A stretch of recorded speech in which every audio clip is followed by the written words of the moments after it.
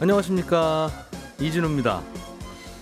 정부가 네이버나 카카오, 토스 같은 핀테크 업체들이 금융상품을 소비자들에게 소개하면서 특정 상품만 콕 찍어서 추천하고 가입까지 그 자리에서 할 수 있게 하는 것은 불법이다, 이렇게 문제 삼았습니다. 그 바람에 네이버나 카카오의 주가가 이틀째 크게 하락했는데요. 관련해서 어제 금융당국과 플랫폼 업체들이 긴급 간담회를 가졌습니다.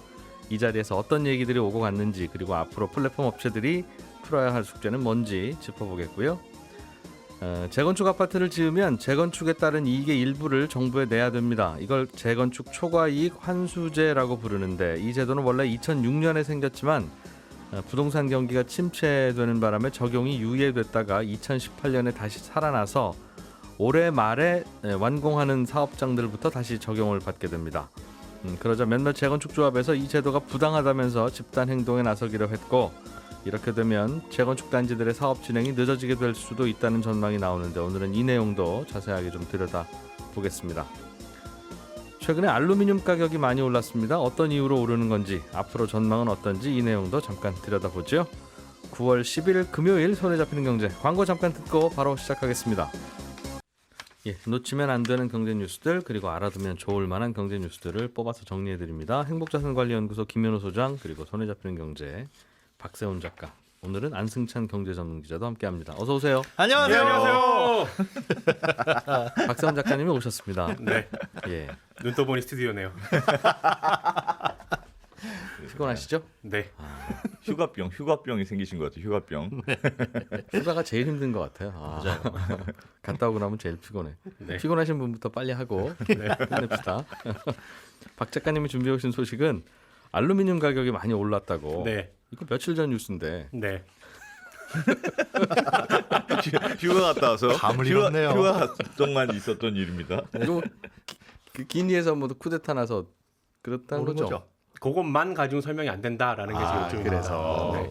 알겠습니다. 얼마나 올랐어요? 지난 3년 정도 보면요. 가격 가장 낮았던 게 2020년 4월인데 당시 가격이 톤당 한 1,700달러 정도 됐거든요. 200만 원. 네. 예. 저점 찍고 그 이후부터는 꾸준히 오르고 있는데 오르는 폭이 꽤 큽니다. 8월 평균 가격이 톤당 2,610달러. 예. 9월 평균 가격이 8일 기준으로 2,715달러입니다. 알루미늄 가격이 톤당 2,600달러 넘긴 건 2011년 7월 이후의 최고치입니다. 1년만 전에는 톤당 200만 원 하던 게 요즘 300만 원 한다는 얘기군요. 그렇습니다. 예. 왜 올라요? 아까 말씀하신 기니 쿠데타 얘기는 조금 이따 말씀을 드릴 거고요. 예. 상품 가격 오르는 건 결국 수요 공급의 미스매칭 때문인데 일단 수요 쪽부터 살펴볼게요. 코로나19 터지고 나서는 알루미늄 수요가 크게 줄었거든요. 쓸 네. 일이 없으니까. 그래서 가격이 계속 내려가다가 그게 작년 4월에 저점을 찍은 겁니다.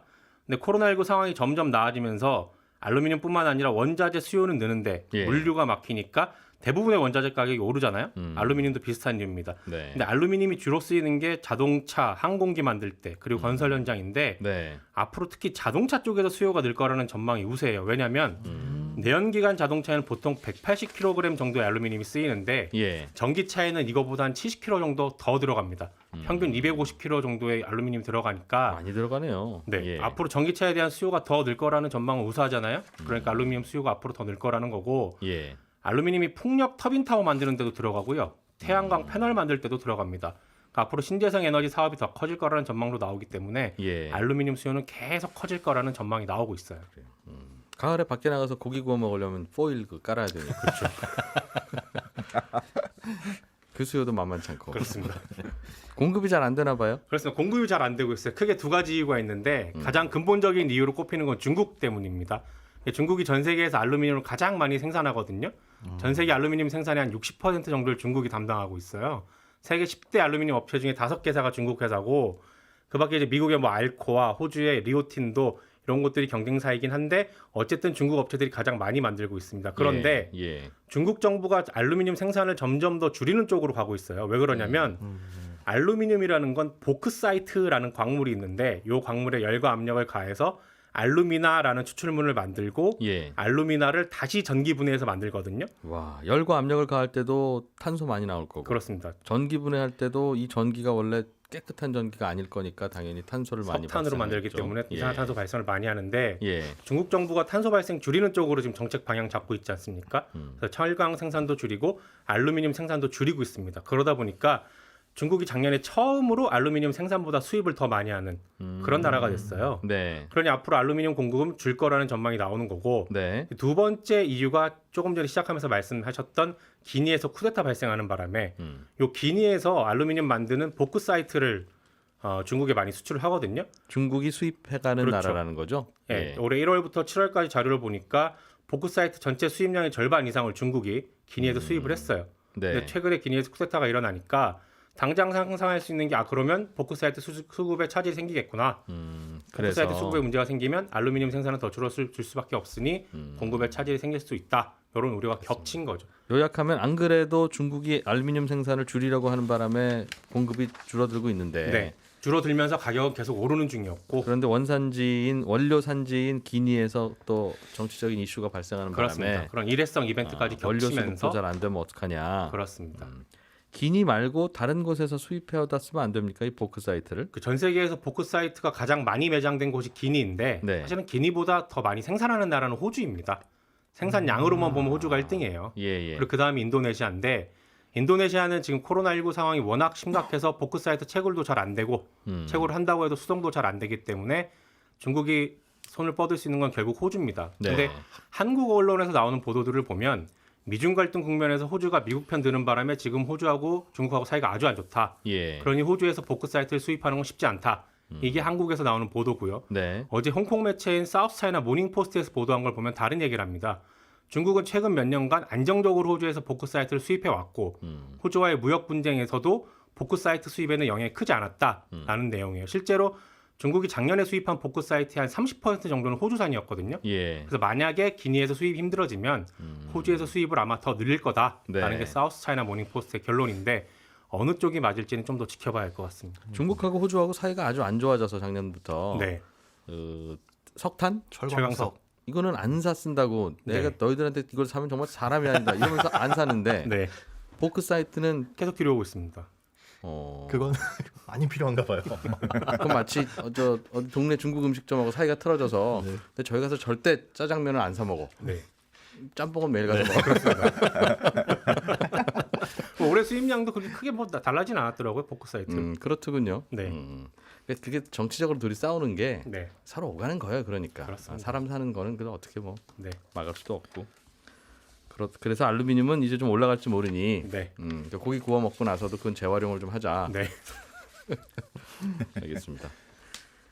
안승찬 기자님, 네. 어제 금융당국하고 이 카카오, 네이버, 뭐 토스 이런 금융 플랫폼 회사들이 만나서 네. 긴급히 만나서 네.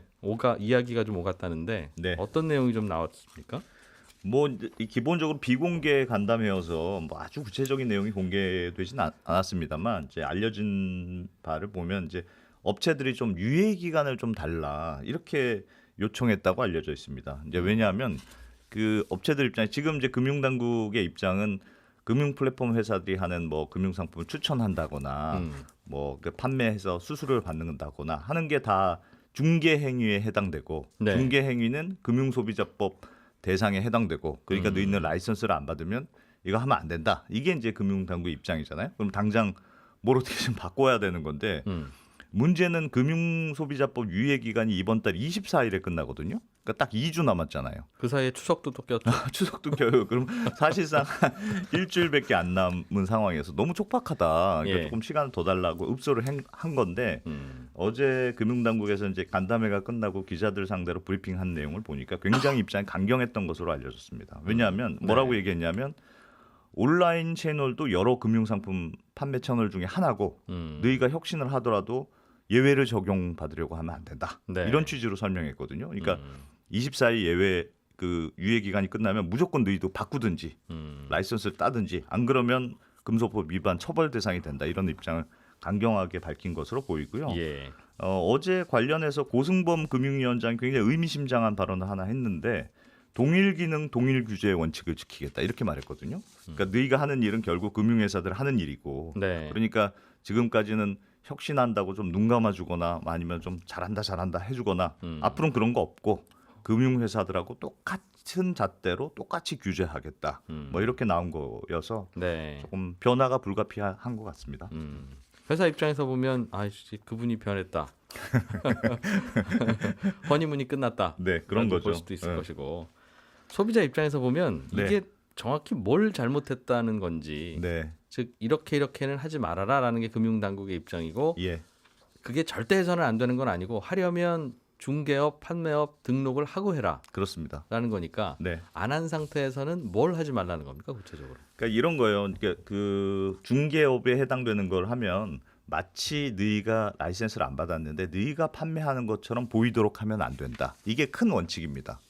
그러니까 보이는 것 자체가 예. 사람들이 실제로 뒤에서는 자회사가 하거나 등록된 데서가 한다고 하더라도 보이는 것 자체가 완전히 다른 회사가 하는 것처럼 보여야 된다. 아니면 너희가 직접 라이센스를 받든지 그렇게 하는 거예요. 그래서 예. 어제 엊그제 금융당국에서 나온 보도자료 보면 이런 그 문구가 있습니다. 글씨를 크게 하거나 화면 색깔을 바꾸거나 이런 식으로 해서는 위법 상황을 벗어날 수 없다. 이렇게 아예 돼 있어요. 뭐 이렇게 색깔 잠깐 바꾸는 거 정도는 안 되고 지금은 예를 들어서 카카오로 들어가면 예. 그 여러 가지 금융 상품을 판매하는 데 있어서 계속 노란색 바탕이니까 그렇습니다. 마치 내가 카카오에서 가입하는 것처럼 다 보인다는 거예요. 그런데 네. 사실은 그게 아니라 카카오도 어딘가에서 떼어오는 금융 상품이니까 네, 그 회사 거라는 걸 알려줘야 되는데 네, 우리는 그냥 팔기만 해요. 우리한테 책임 묻지 마세요를 정확히 알려줘야 되는데 예, 그럼 노란색 대신 파란색으로 바꾸고 네. 우리는 절대 이거에 파는 게 아닙니다라고 글씨를 크게 써도 안 된다. 그것만으로는 안 된다는 거예요. 지금도 사실은 잘 보면 이거는 카카오페이 증권에서 하는 겁니다. 이거는 어디 보험 판매 대리점에서 하는 거예요. 써 있긴 써 있어요. 예. 그 정도 가지고는 안 돼요. 그럼 우리가 글씨를 좀 키우면 될 거 아니겠습니까? 잘 보이게. 네. 그 정도도 안 된다. 그럼 어떻게 해요? 그래서 근본적으로는 라이센스를 받으라는 취지인데 지금 조금 어려운 점이 뭐냐? 물론 카카오페이의 경우에도 보험 판매 대리점, 뭐 증권회사 라이센스를 자회사가 가지고는 있어요. 네. 근데 금융회사 여기 입장에선 그래도 너희가 하는 것처럼 보이니까 자회사로는 안 된다는 거잖아요. 네. 근데 문제가 이제 보험 대리점은 현재 법에서 전자금융사업자는 보험 판매 대리점 등록이 불가능하게 되어 있습니다. 그러니까 이거는 고쳐주겠다고는 했는데 너희도 등록할 수 있겠다고 얘기는 하고 있는데 언제 될지는 아직 모르고 또 증권사도 마찬가지고 증권사이거나 투자 권유 대행인 등록을 해야 되는데 투자 대행인 등록은 또 개인만 되거든요. 그러니까 이것도 잘 안 되고 그래서 결국은 어떻게 해야 되냐면 자회사가 라이센스가 있으니까 내가 뭘 이렇게 누르면 완전히 자회사로 넘어가는 것처럼 보이게 만들어야 되는 상황으로 변화될 가능성이 높아요. 근데 그러니까 카카오는 자회사도 노랗잖아요. 자회사도 그래서 아마 이런 식으로 우리가 뭘 누르면 예. 그 안에서 사이트 안에서 결제가 이루어지고 상품을 검색하고 할 수 있는 게 아니고 뭘 누르면 완전히 그 카카오페이 증권이라든가 보험 판매 대리점을 아예 넘어가는 식으로 걸로. 만들고 그거를 가지고 아마 그 금융당국에 보여줄 거예요. 그래서 이게 우리가 이렇게 해도 되겠습니까? 이 정도면 소비자가 오인하는 상황이 아니겠습니까? 하면 숙제 검사를 받고 확실히 넘어간 것처럼 느껴지게. 확실히 느껴가는 것처럼 넘어진다고 하면 그래 그럼 이 정도면 됐다. 아니면 안 그래서. 됐다. 이런 식으로 아마 바뀔 가능성이 높고 다만 이제 그래서 펀드와 보험은 그런 식으로 변화할 것 같고 대출 비교 서비스는 지금 뭐 그나마 혁신금융 서비스 사업자로 선정돼서 하고 있는 것이기 때문에 예. 요거는 지금하고 좀 비슷하게 유지될 가능성이 높다. 이렇게 지금 예상이 됩니다. 알겠습니다. 소비자 입장에서는 변하는 건 일단은 9월 말까지는 뭔가 사이트가 변할 수도 있고 예, 특정 사이트는 문을 닫을 수도 있고 예, 그 이후에 또 바뀌게 된 것이다. 그렇습니다. 알겠습니다. 오늘도 또 주식시장이 열리는 바람에 두 회사 주가는 또 어떻게 될지 봐야 되겠어요. 어제 오늘 많이 예. 내렸어요. 예. 그제하고 어제. 예. 김현우 소장님이 준비해 오신 소식은 네. 재건축 초과이익 환수제라고 하는 제도가 우리나라에 그동안 있었는데 네. 실제로 부담금을 내는 건 이제 이번이 거의 처음이다. 거의 처음이죠. 예전에 한번 뭐 하긴 했다가 또 흐지부지 하긴 맞습니다. 했는데 이렇게 많이 나올 줄은 몰랐다는 게 그 아파트 이제 새로 재건축한 분들의 입장 주장입니까? 일단 1번이 그건데요. 그거 네. 외에도 구조적인 문제가 있다라는 겁니다. 일단 재건축 초과이익 환수제 생소하신 분들을 위해서 잠깐만 설명을 드리면 네. 재건축하면 전보다 집값이 오르잖아요. 음. 그런데 그 집값이 일정 부분 이상 올라가면 그 부분은 반납해라. 그런데 그 일정 부분 이상이라는 건 재건축을 하지 않았어도 자연스럽게 상승한 부분 그리고 재건축에 들어간 비용 이걸 네. 빼고 1인당 평균 3천만 원이 넘으면 그 넘어간 부분에 대해서 최대 50%까지 누진해서 내라라는 건데요. 이게 이제 준공 승인 후에 3개월 이내에 지자체에서 조합에 부과를 합니다. 예. 그러니까 지금 재건축이 완료돼서 준공 승인 나서 입주하는 단지가 생겼거든요. 그럼 이제 3개월 내에 해당 지자체에서는 거기에 부과를 하겠죠. 요만큼 분담금 내세요라고 하면 특별한 이의 신청, 심사 신청을 하지 않으면 그 이후로부터 6개월 이내에 각 조합원들은 부담금을 내야 됩니다. 그래서 예. 아마 연말까지는 그 부담금이 통지될 아파트들이 늘어날 것 같은데 이게 이제 재건축을 시작할 때 이제 그 삽을 뜨기 전에 얼마 정도의 부담금이 나올 거다 초과이익 환수제로 인해서라고 해서 예상했던 시점이 2018년 초였어요. 그런데 그때 당시에 비해서 집값이 또 많이 올랐죠. 그러니까 당시에 추측하고 이 정도의 부담금을 내겠구나 한 것보다도 조금 더 많이 올랐다는 게 일단은 눈에 보이는 문제가 불만이 될 수가 있고요. 그 네. 외에도 이제 구조적인 문제가 조금 발생할 수가 있습니다. 결국은 재건축하기 전하고 네. 재건축하고 나서 하고 네. 집값이 많이 오를 텐데 그렇죠. 많이 오른 거에서 재건축 안 했어도 오를 만한 부분은 빼고 그리고 공사비도 많이 당연히 들었을 테니까 그렇죠. 그것도 빼고 네. 거기에 5천만 원도 빼주고 3천만 원. 3천만 원 빼주고 그리고도 돈이 당연히 더 남았을 테니까 네. 그 돈은 나라하고 반반 나누자. 네, 그런 느낌입니다. 그런데 생각보다 너무 많이 올라서 네. 그 반반 나누는 게 예. 너무 많습니다. 너무 많습니다가 일단 1번 불만이 될 수 있고 이게 아직 판 게 아니라 그냥 갖고만 있는 거고 서류상으로만 오른 건데도 내야 된다는 내야 게 좀 됩니다. 부담스러운 모양이네요. 네. 그리고 2번은 양도세도 내죠. 나중에 그 집을 팔 때도. 예. 그런데 이게 살짝 또 문제가 되는 게 재건축 전보다 후가 올랐잖아요. 네. 그럼 그 전이 언제고 후가 언제냐? 그걸 따져봐야 되는데 예. 전이라는 거는 그 후라는 거는 일단 재건축이 완료되고 준공 승인 난 시점, 그 시점의 공시 가격입니다. 예. 끝이죠 여기가. 이거에서 뭐 이것저것 빼는 건데 처음은 그럼 언제냐면 재건축 추진위원회가 설립된 시점. 이게 원칙인데 그게 옛날일 수 있잖아요. 그렇죠. 원래 이제 재건축이 쭉 늘어지다 보니까 그러면 준공 승인이 난 시점으로부터 10년 전 요 네. 시점 중에 가까운 쪽을 합니다. 그럼 예. 2000년에 만약에 재건축 추진위원회가 설립됐다라고 하더라도 2021년에 준공 승인이 났으면 2011년이 그 시점이 되는 거죠. 근데 그럼 그 중간에 조합원들이 바뀔 수가 있잖아요. 예. 이사 가고 뭐 하고. 그러면 예. 취득한 가격이 다 다른데 그거에 대해서 일괄적으로 부과를 하는 게 형평성에 맞냐? 이런 문제를 제기하는 것도 일단 1번 불만이 될 수가 있습니다. 이거는 그럼 재건축 초과이익 환수금 자체는 아파트 단지에 부과되는 건데 그렇습니다. 그 부과되는 돈을 이제 아파트 소유자들끼리 n분의 1에서 나누는데 네. 소유자들 중에는 오래오래 갖고 있었던 분도 있고 네. 그래서 진짜 그렇게 초과이익이 생긴 분도 있고 맞습니다. 나 이거 아파트 부수기 바로 직전에 샀는데 하는 분들도 있고 되게 비싸게 샀는데 네. 그런 분도 있어서 차익이 다른데 다른데 이걸 인류적으로 매기는 게 맞냐라는 게 1번이고 2번은 지금 n분의 1이라는 표현을 해주셨잖아요. 예. n분의 1이 아닙니다. 그러니까 이게 지자체에서는 이 조합에 이 단지에서는 이만큼을 내셔야 됩니다라고 통지를 해주면 그걸 개인별로 얼마씩 내야 되는지 누가 결정하냐면 조합에서 결정을 해요. 예. 그런데 이 재건축하기 전에 아파트 면적도 다를 거고 후에 받은 아파트 면적도 다를 것이고 네. 아까 말씀드린 대로 그 시점도 다를 거고 그리고 심지어 그 안에 아파트만 있으면 모르겠는데 누구는 상가를 가지고 있었을 것이고 그런데 이거를 측정을 할 때는 주택에 대한 가치만 따지거든요. 예. 재건축 전에 주택에 대한 가치만. 그러다 보니까 상가 가치는 굉장히 낮게 평가가 돼요. 네. 그러면 처음에 가치가 낮게 평가되고 나중에는 똑같이 높은 가치로 평가되니까 상대적으로 똑같은 아파트 면적을 받았다고 하더라도 상가 가셨던 분들은 더 많은 부담금을 내야 될 수도 있는 문제가 생기는 굳이 거죠. 까다롭게 안에서 그렇게 나누면 그렇죠. 20평 가진 분하고 40평 가진 분하고 얼마나 차이 나게 나눌 거냐. 그 부분에 대해서도 기준도 너희들이 알아서 해라 조합이. 40평 가진 분은 똑같이 한 채씩이니까 똑같이 내야죠라는 네. 거고. 그리고 똑같이 한 채로 나는 상가 가지고 있다가 아파트 받았는데 이건 어떻게 할 거냐 이런 기준을 조합에서 알아서 하다 보니까 이게 조합 내에서 또 조합원들 간의 분쟁이 생길 수가 있다는 거죠. 예. 그 부분에 대한 가이드라인이 사실은 전혀 없고 그래서 이런 부분들 때문에 재건축 조합 어제 54개가 연대를 결성해가지고 재건축 초과이익 환수제 어쨌든 법이 통과되고 합헌 결정은 났으니 위헌이 아니라는 결정은 났으니 예. 법 이걸 자체가 문제라고 할 수는 없는데 네, 5년간 좀 유예를 해달라라는 내용으로 지금 주장을 하고 있습니다. 5년 후에는 내겠다는 말씀이실까요? 글쎄요. 그 자세한 내용까지는 아직은 안 나왔는데요. 어제 그 연대가 결성돼서 일단 예. 지금 당장에는 이런 어떻게 나눠야 될지에 대한 틀도 없으니까 5년? 네, 시간을 좀 달라라는 부분이 핵심입니다. 잘은 모르겠는데 5년 후면 또 대선 아니겠어요?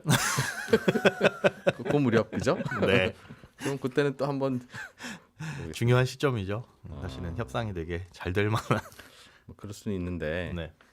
뭐 문제가 있다고 보면 이런저런 문제도 있긴 있더군요. 해결을 해줘야 될 그런 부분들도 있습니다. 예. 그리고 이로 인해서 사실은 사업이 좀 더뎌질 부분도 있어요. 예. 그러니까 이거 기다리면 규제가 풀리지 않을까 하는 기대감 때문에 사업 속도를 늦추는 재건축 단지도 있고요. 예. 실제로 대치상용 1차 같은 경우에는 사업 시행 인가가 났는데 시공사 선정을 안 하고 있습니다. 그러면 이게 재건축 초과이익 환수금을 부과 안 받습니까? 그렇진 않습니다. 시공을 하고 나중에 준공이 돼야 그때 시점이 확정되잖아요. 아. 그냥 미루자 여지껏 살아왔는데 그리고 규제가 풀리면 그때 삽대자. 라고 하는 게 1번. 그래서 공급 시점이 늦어질 수 있다는 게 문제고요. 2번은 공급량이 줄어들 수 있습니다. 조합의 이익 같은 경우는 일반 분양이 많아질수록 조합의 이익이 커지거든요. 예. 아예 그러면 야 이렇게 해가지고 우리 이익 커진 거를 나라에 환수하느니 일반 분양을 없애자. 그리고 그 돈으로 새로운 뭔가 고급 이 커뮤니티 시설을 만들자. 수영장, 넣고 예, 뭐 골프장 이런 거 다 넣고. 넣고 그러면 어차피 우리 돈이 들어가지만 원가 많이 들어간 게 되니까 네 차익은 적다고 계산될 텐데. 그렇습니다. 나중에 이게 다 가격으로 반영되면 2, 3년 후에는 우리 아파트 주변보다 가격이 몇 억씩 오를 테니. 그렇죠. 그런 느낌으로 해서 그렇게 그럼 하구나. 일반 분량 물량도 줄어들 수 있고 그래서 시점도 늦어질 수 있고 물량도 줄어들 수 있다는 우려도 지금 현재 나오고 있어서 해결할 부분이 조금 많이 있어 보입니다. 예. 그렇군요. 예, 김현우 소장, 안승찬 작가, 그리고 휴가에서 돌아온 박세훈 작가 저희가 세 분 같이 했고요. 예, 잠시 후 11시 5분에 이어지는 성경제 플러스에서는 우리나라 주식시장 진단도 해보고 또 나라 밖 소식들 중요한 것들 모아서 전해드리겠습니다. 11시 5분에 다시 오겠습니다. 이진우였습니다. 고맙습니다.